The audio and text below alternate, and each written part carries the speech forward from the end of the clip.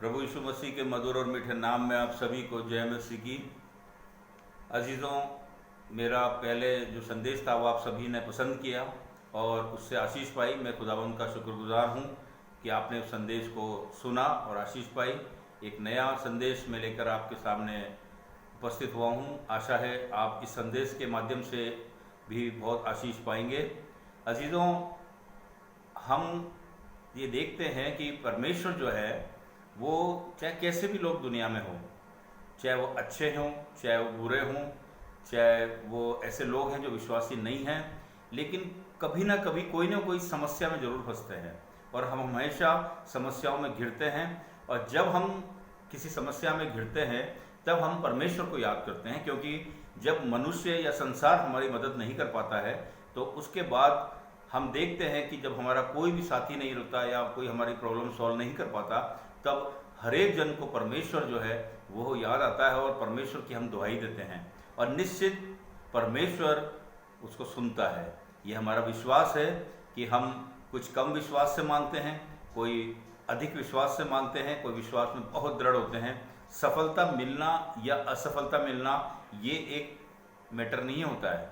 प्रभु के आगे दुहाई देना, प्रभु की योजना के मुताबिक प्रभु हमसे क्या चाहता है वो ज़्यादा इम्पोर्टेंट होता है। प्रभु योजना अनुसार हमारे साथ क्या करता है उसका प्रत्युत्तर जो है कई बार हमको ना में मिलता है, लेकिन कुछ समय बाद हमें ये महसूस होता है कि ये जो प्रभु ने ना के रूप में जो हमारा इस काम को नहीं किया, उसके बाद हमको ये महसूस होता है कि प्रभु ने और आशीष हमको दी है और हमें ये महसूस हो जाता है कि निश्चित यदि हमको उस समय पर इसका उत्तर मिल जाता तो हम इतने आशीषित नहीं होते जितने आज हुए हैं। तो कभी भी कोई भी मनुष्य इस दुनिया में है वो जो परमेश्वर पर विश्वास रखते हैं वो निश्चित ये माने कि परमेश्वर दया सागर है। आज का जो विषय है मेरे अजीजों वो यही है कि परमेश्वर दया सागर है। उसके मन के अंदर किसी की हानि, जो सुंदर प्रति परमेश्वर ने मनुष्य के रूप में बनाई है, उसको वो बेहद प्यार करता है और निश्चित है वो कभी ये नहीं चाहता है कि वो नष्ट हो जाए या वो खुद उसका नाश करे। ये चीज़ों हम देखेंगे कि सबसे पहले हम योना की पुस्तक में देखेंगे। आप सभी ने योना की पुस्तक बहुत अच्छे ढंग से पढ़ रखी है। इस कहानी को आपने बहुत अच्छे ढंग से सुना है, पढ़ा है, देखा है हमारे पासवानों से। अजीजों, जब मैं इस योना की पुस्तक को पढ़ रहा था तो प्रभु ने मेरे दिमाग के अंदर कुछ ऐसे विचार डाले जो मैं आप तक पहुंचाना चाहता हूं।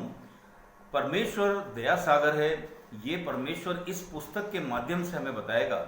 और निश्चित कोई भी पृथ्वी पर कोई चाहे कितना भी दुष्ट जन हो, जब वो नाश होने लगता है तो निश्चित है कि परमेश्वर को दुख होता है और परमेश्वर उसको मौका देता है कि मैं तुझे नाश करने से पहले एक मौका और दे रहा हूं, तो समझ जा। यदि वो फिर भी नहीं समझता है तो उसका खुद का जो अपराध है वो उसी के सिर पर रहता है। मेरे अजीजों, यदि हम अपने अपराधों को, अपने गुनाहों को परमेश्वर के आगे उंडेल देते हैं और अपने गुनाहों को मान लेते हैं तो निश्चित है कि परमेश्वर उन गुनाहों से हमें माफ़ करता है और हमें माफ़ी देता है और आशीष भी देता है। योना की पुस्तक मेरे अजीजों आप सभी ने पढ़ रखी है। योना अशूरी जो राज था, अशूरी जो राज था, जो इजरायलियों का कट्टर दुश्मन हुआ करता था। और आप देखेंगे बाइबल के अंदर पुराने एहदनामे में आप पढ़ेंगे तो कितने बार अशूरियों के साथ में इजरायली लोगों का युद्ध हुआ।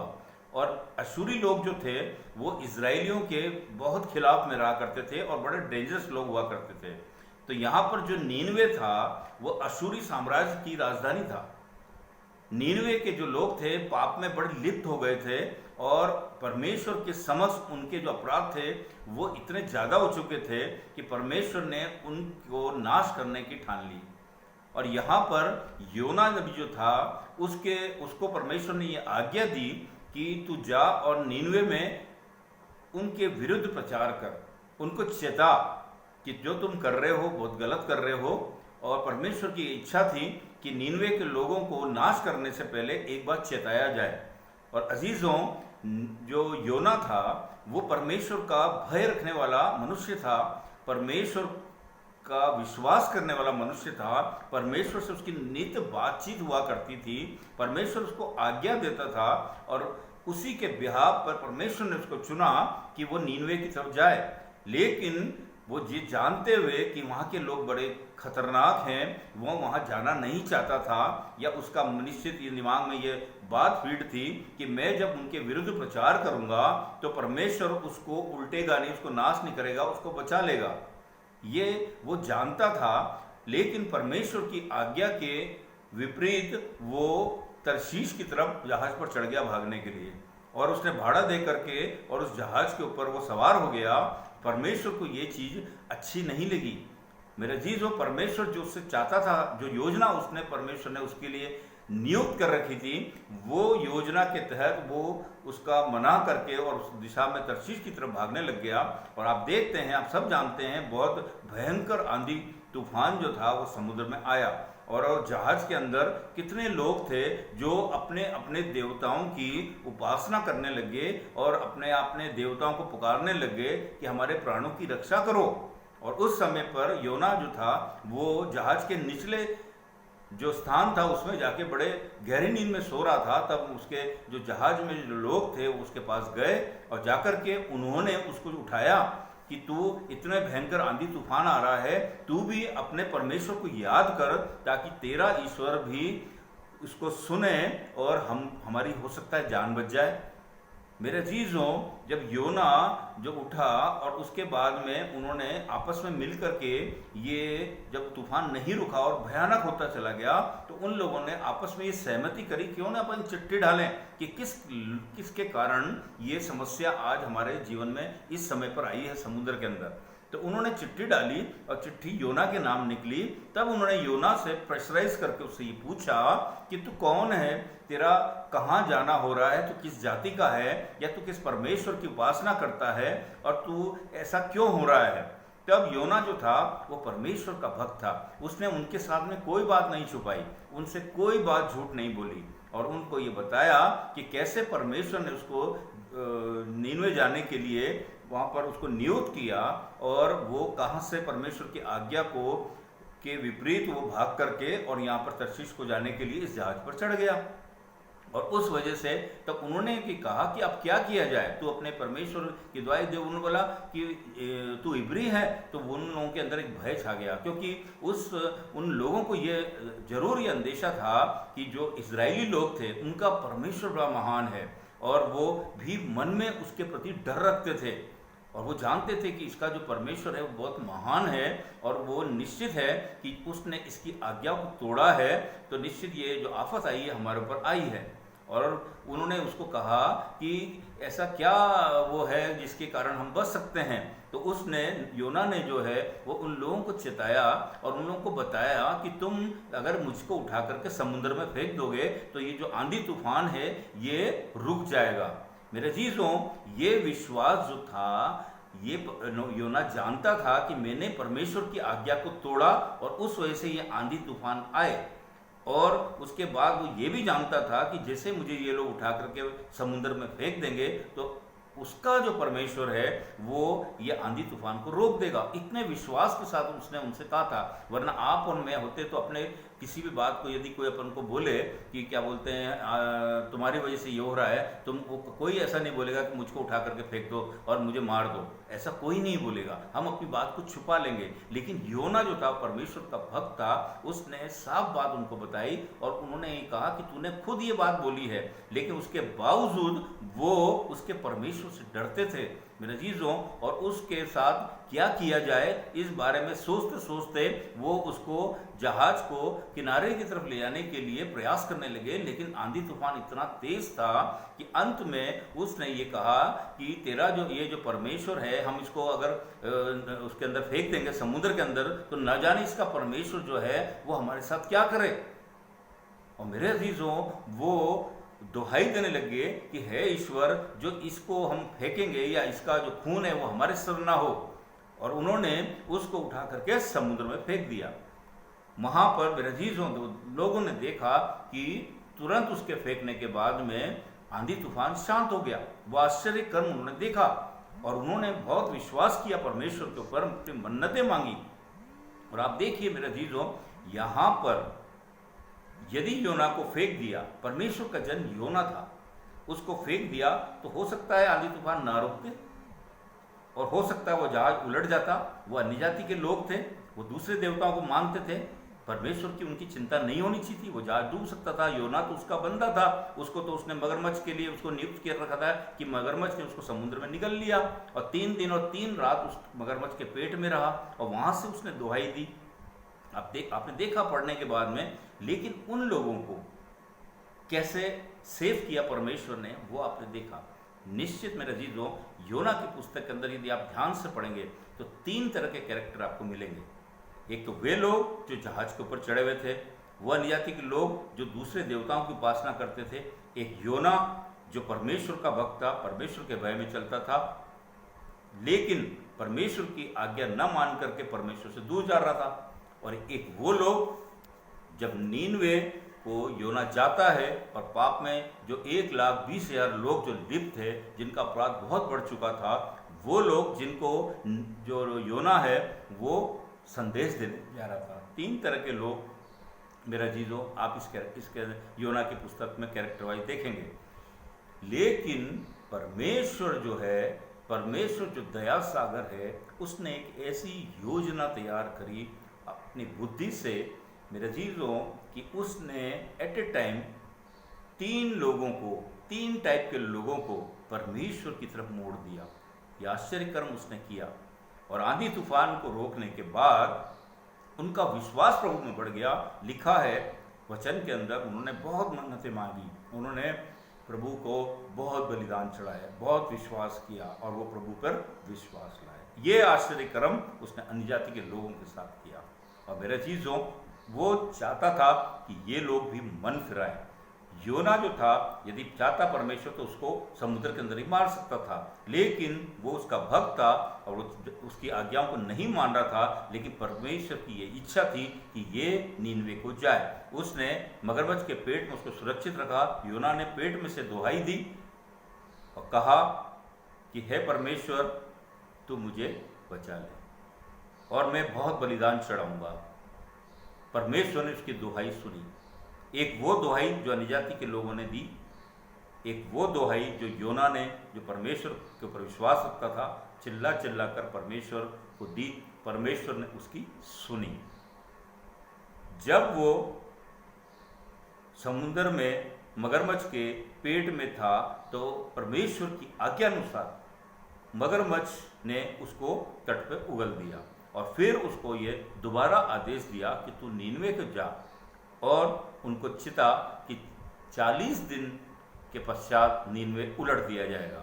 और ये संदेश जब उसने पूरे नीनवे के अंदर प्रचार किया और वहाँ के राजा तक ये जब बात पहुँची, तो मेरे अजीजों, वो आश्चर्य कर्म हुआ जिसकी अपेक्षा मैं और आप नहीं कर सकते थे। इतने पाप में लिप्त लोगों ने, मेरे जी जो राजा ने भी अपने वस्त्र, जो राष्ट्रीय वस्त्र उतार दिए और टाट ओढ़ लिए और सबको आज्ञा दे दी कि सारे लोग जितने भी हैं, एक एक जन उस टाट को ओढ़ करके उपवास करेगा और परमेश्वर की दुआई चिल्ला चिल्ला करके देनी है। और आपने देखेंगे मेरे अजीजों, आपने कभी नहीं सुना होगा कि जानवरों को भी उपवास कराया गया, जानवरों को भूखा रखा गया। और मेरे अजीजों, आप समझ सकते हैं कि जानवरों ने कैसे दुआई दी होगी परमेश्वर की। वहाँ पर लिखा हुआ बाइबल ने, सारे मनुष्यों ने और जानवरों ने भी उपवास किया है। मेरे अजीजों, आप देखें कि जब भी जानवर जो है वो मुंह ऊंचा करके जब अपनी नेचुरल आवाज़ के अंदर चिल्लाते हैं, तो बाइबल में साफ लिखा भजन संहिता के अंदर कि जब वो चिल्लाते हैं तो परमेश्वर की दुहाई देते हैं और उससे आहार मांगते हैं। और उस समय पर उन्होंने चिल्ला चिल्ला करके परमेश्वर की दुहाई दी और वो दुहाई परमेश्वर ने सुन ली। क्यों? क्योंकि वो दया सागर है और वो परमेश्वर ने उन पर दया करी और अपनी जो योजना थी उसको उलट दिया और नीनवे को उसने बचा लिया, उसके लोगों को बचा लिया। तब जो योना था वो क्रोधित हुआ और योना जब वो, आपने देखा कि जब वो क्रोधित होकर के और मायूस होकर के और एक नगर के बाहर जाकर के एक जगह पर बैठ गया और ये देखने लगा कि अब परमेश्वर इस नीनवे का क्या करता है, ये मुझे देखना है। लेकिन मेरे अजीजों, उसी समय आपने देखा कि एक रेंड का पेड़ जो था वो एक ही दिन में उगा और योना के सिर के ऊपर आ गया और उसकी छाया के अंदर उसने बहुत तसल्ली पाई। वहाँ धूप थी और एक ही रात को सुबह भोर को जब एक कीड़ा परमेश्वर ने भेजा और उस पेड़ को उसने काटा और वो सूख गया, योना कितना क्रोधित हुआ। परमेश्वर ने उसको ये बताया इस घटना के माध्यम से कि जिस पेड़ को न तो तूने बनाया है, जिस पेड़ को न तो तूने सींचा है, यदि वो एक रात में बढ़ गया और एक रात में सूख गया, उसके लिए तू इतने चिंता कर रहा है, तो वो लोग जिसको मैंने अपने मन से खुशी के साथ में बनाया है, वो लोगों को मैं नष्ट होते हुए कैसे देख सकता हूँ। परमेश्वर ने उसको इस माध्यम से चिताया। यहाँ मेरे जीजों आपने देखा कि कैसे 3 कैरेक्टर्स परमेश्वर के नज़दीक आ गए और उनके ऊपर विश्वास लाए, और वो कैरेक्टर जो परमेश्वर का भय मानता था वो परमेश्वर से दूर भाग रहा है, लेकिन वो लोग जो परमेश्वर के कहीं नज़दीक नहीं थे मेरे जीजों, वो परमेश्वर की तरफ आ गए। लेकिन इस घटना के माध्यम से परमेश्वर ने तीनों कैरेक्टर्स को अपनी तरफ मोड़ दिया और तीनों ने परमेश्वर का धन्यवाद किया और परमेश्वर का भय माना और सबकी जान एट ए टाइम बच गई। परमेश्वर वो दया सागर है जो एक भी संसार में व्यक्ति उसको नष्ट होते हुए देख नहीं सकता है। ये मेरा और आपका विश्वास होना चाहिए मेरे जीजों। जब भी हम परेशानी में होते हैं, जब भी हम समस्या में होते हैं, कभी भी आप हतोत्साहित ना हो और उस समय आप परमेश्वर की दुहाई दें। आप नतमस्तक होकर घुटनों पे आकर परमेश्वर से एफर्ट करें, अपने एफर्ट को न छोड़ें। परमेश्वर की योजना के अनुसार वो आपको उत्तर देगा। हो सकता है वो उत्तर आपको हाँ में ना मिले, लेकिन आपको विश्वास नहीं खोना है। और जीवन में कैसी भी समस्या आ जाए मेरे जीजों, आपको कभी भी डिमोरलाइज नहीं होना है। निश्चित प्रभु की योजना उसमें भी कुछ और होगी और आप मेरे जीजों आशीष पाएंगे और आपको परमेश्वर दुगनी तिगुनी आशीष देगा। लेकिन वो ये चाहता है कि मेरी जो सुंदर कृति जो मैंने अपने हाथों से रची है और अपने जीवन का श्वास उनके अंदर उनके नथनों में फूंका है, यदि वो पाप के कारण मारे जाते हैं तो उसको बहुत तकलीफ होती है मेरे जीजों। वो चाहता है कि ये सुंदर कृति सारे दुनिया में, इसीलिए आप देखेंगे कि उसके भजन संहिता में उसने साफ लिखा है, ये पृथ्वी भी उसकी महिमा करे, आकाश मंडल उसकी महिमा करे, सभी मिलकर के उसकी महिमा करें जिसको उसने बनाया मेरे जीजों। आप सदोम अमोरा की घटना को इस घटना से जोड़िए और आप देखिए मेरे जीजों, सदोम अमोरा में भी पाप था और वो पाप था जो परमेश्वर को एक्सेप्टेबल नहीं था।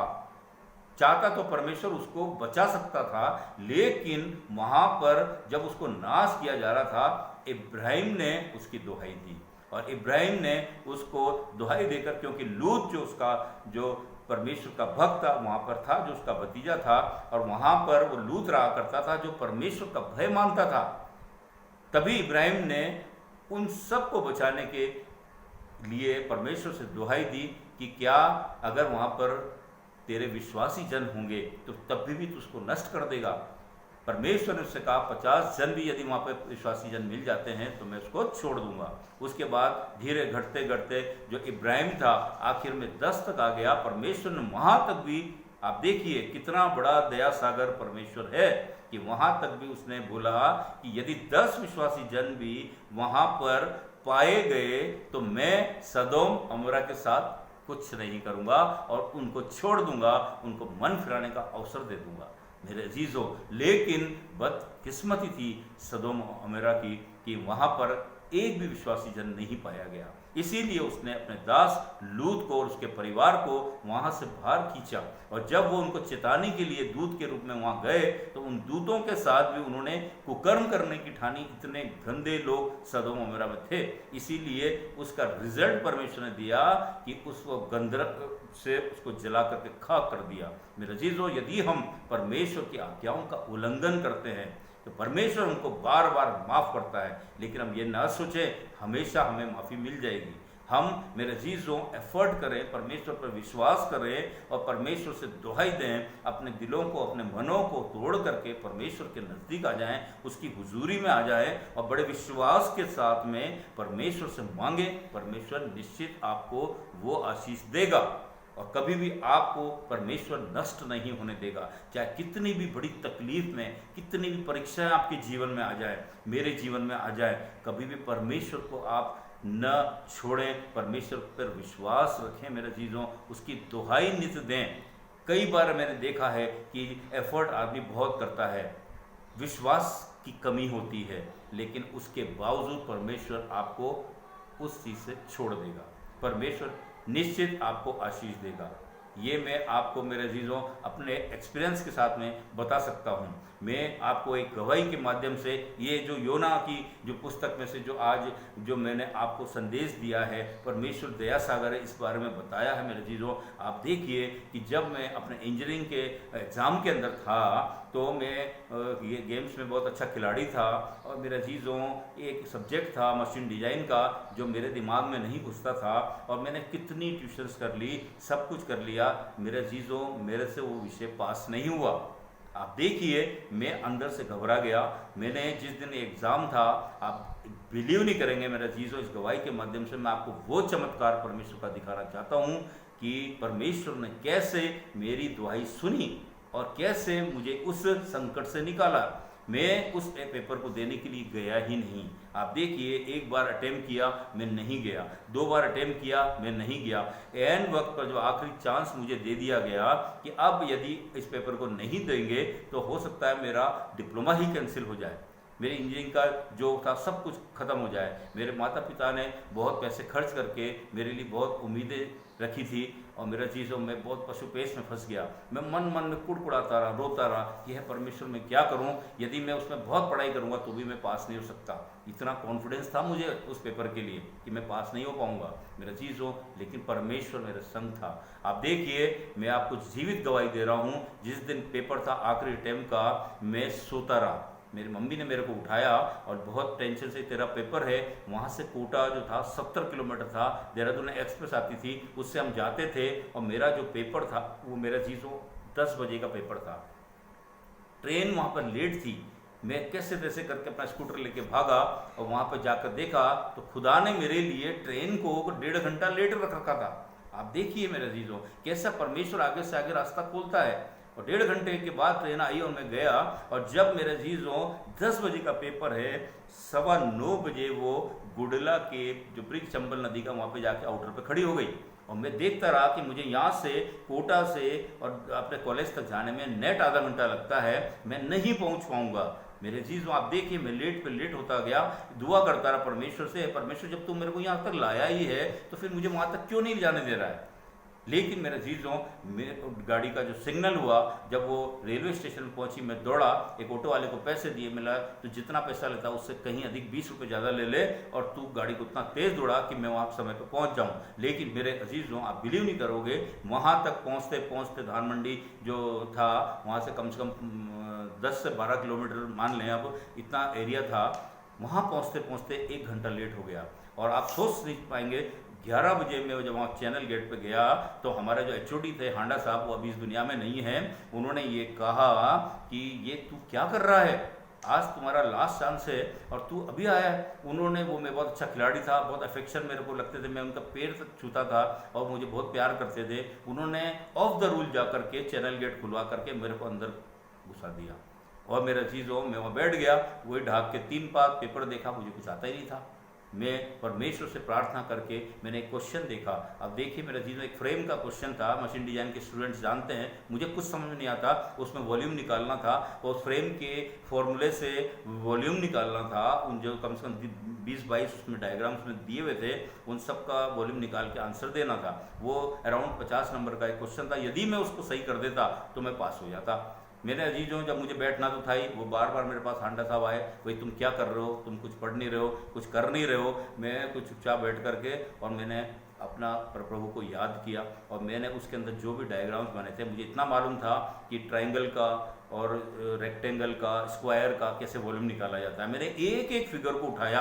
आप देखिए, एक मजाक एक बच्चा जो करता है, मैंने एक एक फिगर को उठा करके उसका वॉल्यूम निकाला, पूरी कॉपियाँ भर दी 20-22 पेज की, और उसके बाद मेरे चीज़ों आप देखिए उन सब के वॉल्यूम को मैंने टोटल किया। आज तक मुझे ये मालूम है 716 स्क्वायर मीटर उसका आंसर था, और मैं वो लिख करके और मैंने कॉपी बंद करी और आ गया। और जब मैं आ रहा था रास्ते में, मेरे को ऐसा लग रहा था कि मैं सुसाइड कर लूँ। बिलीव नहीं करेंगे आप, क्योंकि जब रिजल्ट आना था मेरे माता पिता के सारे जो सपने थे वो चकनाचूर होने वाले थे। लेकिन मेरे अजीजों, मैंने परमेश्वर से रिजल्ट आने तक परमेश्वर से बहुत दुआई दी कि हे परमेश्वर, यदि तू चाहता है कि इन पापी होठों से तू तेरी महिमा कराना चाहता है तो ऐसा चमत्कार मेरे जीवन में कर दे कि मैं पास हो जाऊं। मेरे चीज़ों, आप बिलीव नहीं करेंगे कि जब मैं रिजल्ट आने के टाइम पे, जब मेरे को पेरेंट्स ने प्रेशराइज किया जाओ रिजल्ट लेने के लिए, मैं कूटा गया। और जब मैं कॉलेज में था तो मेरे चीज़ों में एंटर हुआ, आप बिलीव नहीं, परमेश्वर का वो चमत्कार हुआ कि लोग मेरी तरफ भाग करके आए और मेरे को उठा लिया कि तू मशीन डिजाइन के पेपर में पास हो गया। आप सोचिए, मेरे पंख लग गए मेरे चीज़ों। मेरे जीवन की वो घटना थी जो मैं जीवन में कभी नहीं भुला सकता था। यदि वो पेपर मेरा नहीं निकलता तो आज मैं आपके सामने यहाँ बैठा हुआ नहीं होता। हकीकत बात बता रहा हूँ मैं आपको ये। लेकिन परमेश्वर वो दया सागर है जिसने उस पेपर को मेरे इस ढंग से निकाला कि आज भी यदि मुझे कोई ये बोल दे कि इस कमरे में बंद हो जा और 1 महीने तक ये किताब देते हैं तो इसको पढ़ और पास हो जा, मैं उस पेपर को क्लियर नहीं कर सकता। क्योंकि कुछ चीज़ ऐसी होती है, नहीं घुसती तो नहीं घुसती दिमाग के अंदर। मैं इस गवाही के माध्यम से आपको यही बताना मांग रहा हूँ मेरे अजीजों कि परमेश्वर पर यदि आपका विश्वास है, परमेश्वर को आप दुहाई दीजिए, परमेश्वर के सामने नतमस्तक मांगिए। परमेश्वर का मांगो तो तुम्हें दिया जाएगा, खटखटाओ तो तुम्हारे लिए खोला जाएगा। जब तुम बुरे होकर के अपने बच्चों को अच्छी वस्तुएं देना जानते हो तो तुम्हारा परमेश्वर तुम्हें पवित्र आत्मा क्यों कर नहीं देगा। आइए हम प्रार्थना करें। धन्यवाद स्तुति के योग्य पिता परमेश्वर, हम तेरा धन्यवाद करते हैं आज के वचन के लिए जो तूने मेरी जुबान पर रखा। होने दे बापा आसमानी, इसको सुनने के बाद में जितने भी जन इसको सुनते हैं आशीष पाएँ और अपने आप को पिता परमेश्वर जांच करके तेरे से सम्मुख लाएं और अपने गुनाहों का इकरार करके पिता परमेश्वर तेरे नज़दीक आएँ ताकि तेरे अनंत जीवन को पा सकें। प्रभु जी, यीशु नासरी के नाम से मांगते हैं, सुनो और ग्रहण करें, आमीन। अजीज़ों, मैं एक लाइन गाने की उस गा करके आज के संदेश को समाप्त करूंगा, क्योंकि मेरे संदेश के बाद में एक गाना की जो लाइन है जो खुदा की महिमा करती है प्रभु की, हम सब उस गाने को गाएंगे। ख्रीष्ट यीशु दयालु प्रभु, तू ही है सिरजनहार, हम सकाते हालेलुया, तू ही है तारण हार। जन्म तूने जगत में लिया, कंगाल घर में जीवन बिताया, संकट कष्ट तूने उठाया, किया हमारा उद्धार। यीशु प्यारे, किया हमारा उद्धार, किया हमारा उद्धार, किया हमारा उद्धार। ख्रीष्ट यीशु दयालु प्रभु, तू ही है सिरजनहार। आप सभी को परमेश्वर के मधुर मीठे नाम में जय मसीह की।